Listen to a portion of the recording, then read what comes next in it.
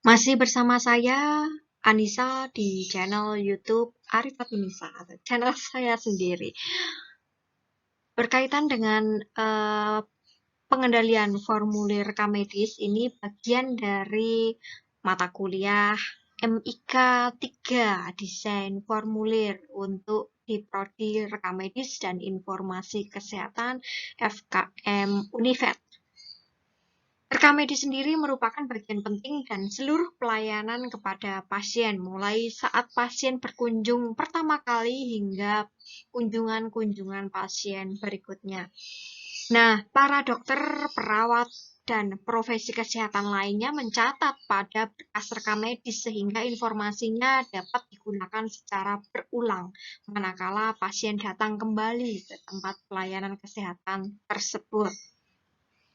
Rekam medis harusnya ada atau tersedia saat dibutuhkan, yaitu saat pasien datang berkunjung kembali, dan perihal ketersediaan ini menjadi tanggung jawab petugas rekam medis. Apabila berkas rekam medis tidak ditemukan, dalam istilah lain tercecer, hilang, atau tidak dapat ditelusur, maka pasien yang bersangkutan akan rugi.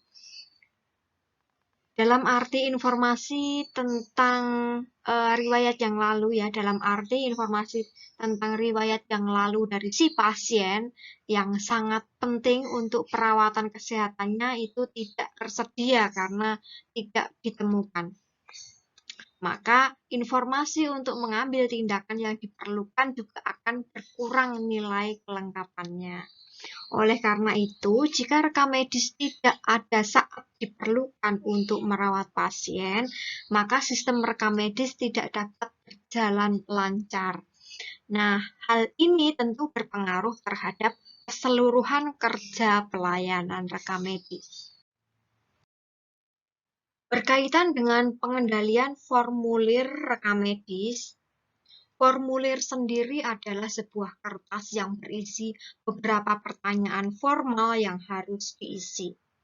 Kemudian pengendalian formulir merupakan suatu kegiatan mengelola formulir yang digunakan secara teratur dan terus-menerus agar pengadaan dan penggunaannya efektif dan efisien. Kemudian berkaitan dengan tujuan pengendalian formulir rekam medis, ini antara lain menghilangkan formulir yang tidak diperlukan, membantu perkembangan dan rancangan formulir yang efisien, menggabungkan dan menyederhanakan formulir yang memiliki kesamaan, mengadakan tinjauan lebih lanjut dari formulir yang ada, melengkapi kemajuan kerja yang efisien.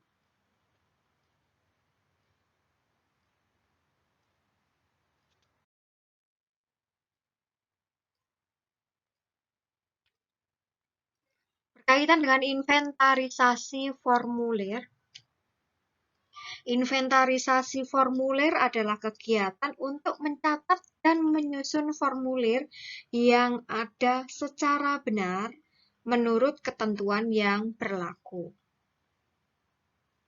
Langkah pertama dalam penerapan kontrol formulir adalah mendapatkan inventory semua formulir atau inventarisasi semua formulir.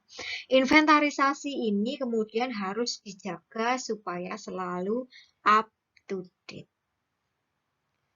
Sebuah inventarisasi berisi file riwayat formulir dan file subjek atau judul formulir.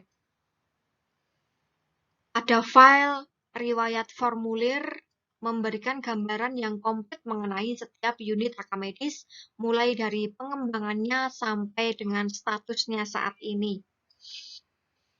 File riwayat formulir dapat dibentuk dengan membuat sebuah folder untuk setiap formulir dan dengan pengarsipan sesuai dengan nomor formulir. File subjek atau judul formulir menyediakan mekanisme untuk menghubungkan formulir-formulir yang saling berkaitan. Satu kopi dari setiap formulir diklasifikasikan menurut tujuannya dan ditempatkan dalam folder subjek atau judul. Untuk identifikasi formulir atau form identification, menurut Hoffman, identifikasi formulir biasanya berupa nomor yang diterbitkan secara berurutan dan memiliki prefix atau suffix berupa kode yang menunjukkan departemen atau bagian asal pengguna formulir. Bila formulir rekam medis memiliki lembar bolak-balik, seperti dalam gambar tersebut, maka 0001A untuk halaman depan, kemudian 0001B untuk halaman sebaliknya. Dan 11/13 adalah keterangan bulan dan tahun terbitnya formulir, yaitu kalau 11/13 ini bulan November dan tahunnya tahun 2013. Register kontrol formulir penting untuk pengontrolan nomor formulir yang telah diterbitkan. Sebagaimana juga untuk informasi pengidentifikasi lain. Register ini mencakup informasi tentang nomor formulir, judul formulir, ukuran formulir, tanggal penerbitan formulir, tanggal revisi formulir, dan unit atau instalasi yang mengeluarkan formulir.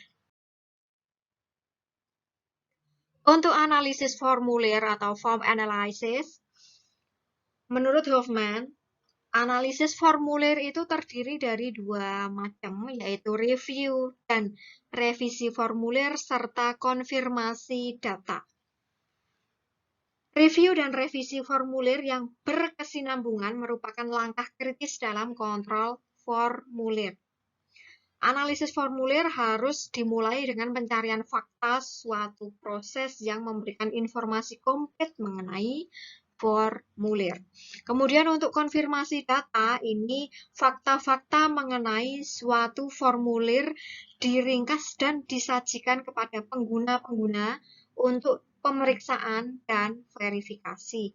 Misal, seorang pengguna mungkin menunjukkan bahwa data tertentu yang sedang dikumpulkan itu tidak digunakan lagi. Akan tetapi, pengguna lain atau orang yang mengisi formulir lebih awal mungkin memerlukan data tersebut. Kemudian berkaitan dengan pembelian formulir. Nah, ini kontrol formulir bertujuan untuk memastikan desain form yang benar untuk pengumpulan data yang perlu dengan efisien maksimum, penghilangan formulir absolut, penggabungan untuk meminimalkan duplikasi usaha dan meminimalkan biaya pencetakan. Syarat utama kontrol formulir adalah aturan yang tidak bisa dilanggar dan dilindungi oleh staf administrasi dan medis. Aturan-aturan ini mencakup cara-cara mengontrol sumber pemesanan dan pencetakan. Bagian pembelian dan pencetakan harus bekerja dengan prinsip yang sama, yaitu tidak satupun formulir boleh dipesan ulang atau diubah tanpa persetujuan pimpinan komite formulir yang sesuai atau yang mewakilinya. Untuk menyusun desain form, perlu diketahui jumlah formulir yang akan dipesan karena metode reproduksi menentukan desain formulir. Biasanya, formulir yang dipesan cukup untuk keperluan 6-12 bulan tergantung pada diskon yang didapatkan dan ruangan penyimpanan yang tersedia. Jika formulir merupakan subjek yang berkemungkinan menghadapi perubahan dalam waktu singkat, hendaknya dipesan lebih sedikit. Beberapa percetakan bisa diajak untuk membuat formulir dan mengirimnya pada saat diperlukan. Metode ini memungkinkan untuk mendapat biaya murah untuk setiap 1000 pesanan di saat jumlah pesanan ditambah. Perlu dipertimbangkan perencanaan untuk memastikan bahwa formulir yang dipakai secara luas ini mampu bertahan selama setahun atau lebih tanpa perubahan apapun dalam desain ataupun konstruksi. Untuk kaitannya dengan pengendalian dokumen rekam medis, di sini pengendalian dokumen rekam medis mengikuti urutan nomor rekam medis dengan 3 cara, yaitu sistem nomor langsung, sistem penyimpanan angka akhir, dan sistem angka tengah. Di sini ada sistem nomor langsung, yaitu sistem pengendalian dengan nomor langsung atau SNF. Suatu cara penyimpanan dokumen rekam medis dengan mensejajarkan dokumen rekam medis berdasarkan urutan langsung nomor rekam medisnya pada rak penyimpanan. Ini sistem nomor langsung SNF. Right numerical filing. Kelebihan menggunakan cara ini adalah bila akan mengambil dokumen rekam medis banyak secara berurutan akan lebih mudah. Mudah melatih petugas-petugas yang harus melaksanakan pekerjaan penyimpanan tersebut. Kalau kekurangan penggunaan sistem nomor langsung ini, petugas harus memperhatikan seluruh angka sehingga mudah terjadi kekeliruan penyimpanan. Terjadi konsentrasi dokumen rekam medis pada rak penyimpanan untuk nomor besar, kemudian pengawasan kerapian penyimpanan sangat sulit dilakukan. Selanjutnya untuk sistem penyimpanan angka akhir atau TDF, Terminal Digit Filing. Sistem pengendalian dengan angka akhir, yaitu suatu penyimpanan dokumen rekam medis dengan mensejajarkan folder dokumen rekam medis berdasarkan urutan nomor rekam medis pada 2 angka kelompok terakhir.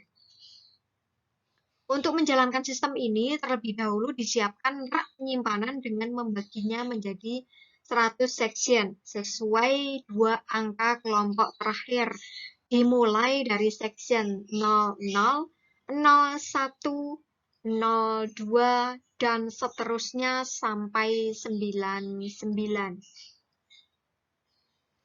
Kelebihan dari sistem ini adalah penambahan jumlah dokumen rekam medis selalu tersebar secara merata ke 100 kelompok atau 100 section di dalam rak penyimpanan.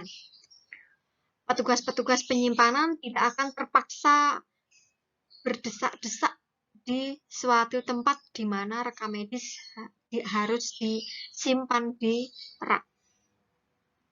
Petugas dapat diserahi tanggung jawab untuk sejumlah section tertentu.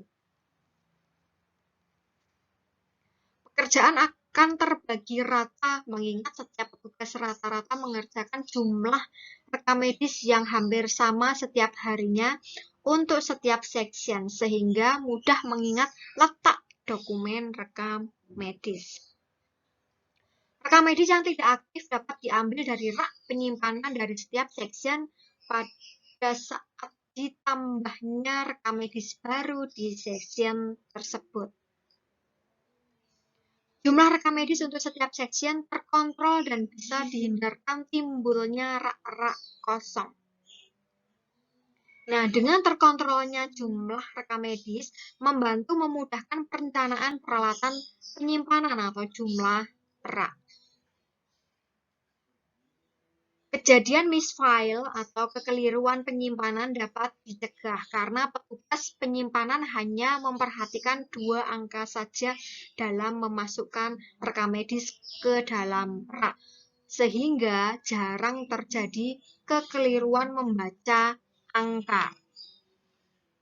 Tapi di sistem penyimpanan angka akhir ini juga ada kekurangan atau kelemahan.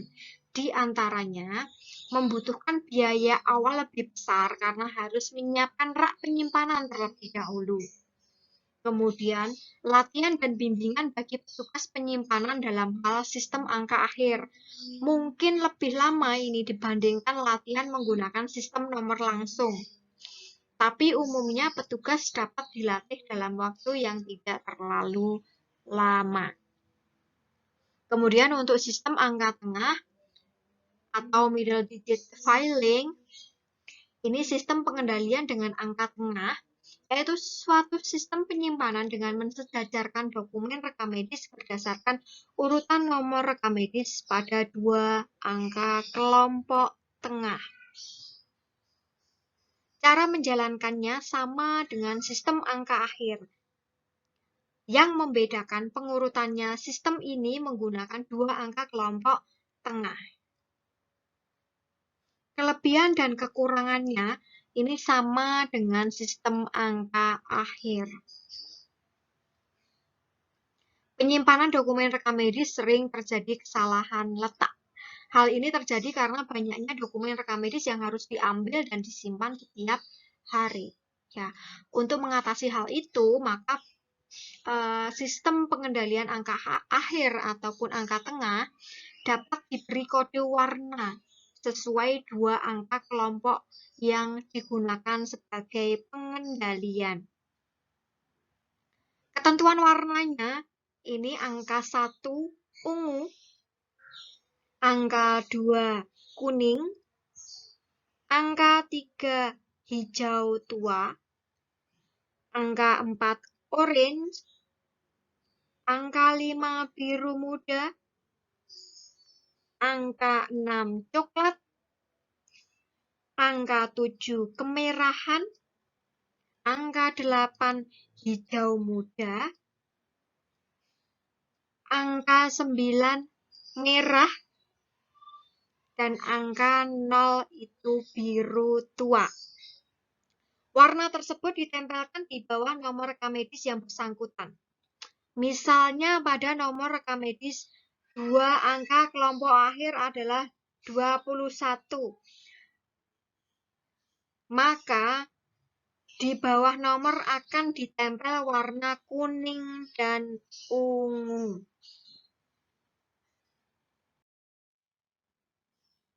Selanjutnya berkaitan dengan pengendalian dokumen rekam medis yang telah disimpan. Dokumen rekam medis yang telah disimpan selalu akan digunakan kembali untuk keperluan pelayanan, pelatihan, dan lain-lain. Agar dokumen rekam medis yang keluar dari rak filing tersebut dapat dikendalikan sehingga mudah diketahui keberadaan dan penggunaannya, maka setiap pengambilan dokumen rekam medis harus disisipi tracer. Tracer atau kartu petunjuk yaitu kartu yang digunakan untuk mengganti dokumen rekam medis yang diambil untuk digunakan berbagai keperluan. Nah, setiap dokumen rekam medis akan diambil, setiap dokumen rekam medis yang akan diambil, maka pada tracer harus dicatat nomor rekam medis dan nama pasien yang bersangkutan, tanggal pengambilan, digunakan oleh siapa, digunakan untuk apa, dan di mana, atau istilahnya unit pelayanan apa yang membutuhkan. Tracer selain bermanfaat sebagai petunjuk keberadaan dokumen rekam medis, bermanfaat pula untuk menghitung tingkat penggunaan dokumen rekam medis per periode waktu, misalkan per bulan. Selain tingkat penggunaan dokumen rekam medis secara umum tersebut, dapat pula dihitung tingkat penggunaan berdasarkan tujuan penggunaan atau unit penggunaan dengan cara yang sama. Tingkat penggunaan dokumen rekam medis tersebut bermanfaat untuk mengukur aktivitas filing yang digunakan untuk perencanaan tenaga dan sarana penyimpanan dokumen rekam medis. Selanjutnya, pengendalian ketidaklengkapan isi rekam medis. Sistem pengendalian ketidaklengkapan isi rekam medis yaitu suatu sistem yang bertujuan mengendalikan dokumen rekam medis yang dikembalikan ke unit pencatatan data rekam medis untuk dilengkapi isi datanya per lembar formulir, sehingga dapat diketahui di mana dokumen rekam medis itu berada dan kapan diserahkan, serta kapan dikembalikan ke assembling lagi. Pengendalian tersebut diawali dengan kegiatan penelitian isi data rekam medis pada setiap lembar formulir rekam medis yang telah diserahkan ke unit rekam medis. Ketidaklengkapan isi tersebut dicatat pada kartu kendali dan kertas kecil.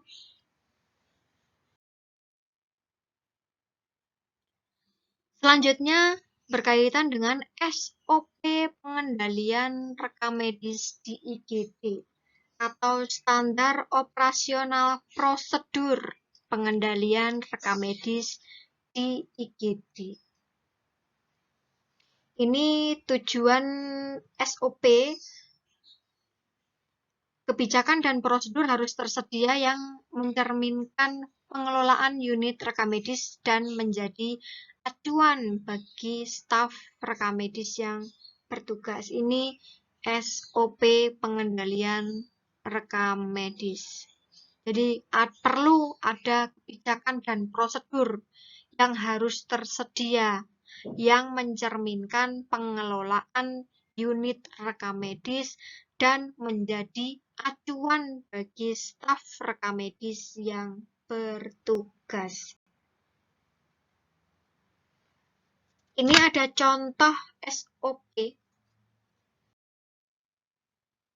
Contoh SOP pengendalian rekam medis pasien. Ada nama instansinya, kemudian nomor dokumen, nomor revisi, kemudian tanggal terbit, disetujui oleh siapa, kemudian komponen-komponen apa saja yang harus ada di SOP tersebut, sudah tercantum dalam contoh SOP ini. Itu yang bisa saya sampaikan. Terima kasih atas atensi teman-teman semua yang sudah menyimak video saya berkaitan dengan pengendalian formulir rekam medis. Untuk informasi lebih lanjut, teman-teman bisa menghubungi saya di email saya atau di Instagram. Terima kasih.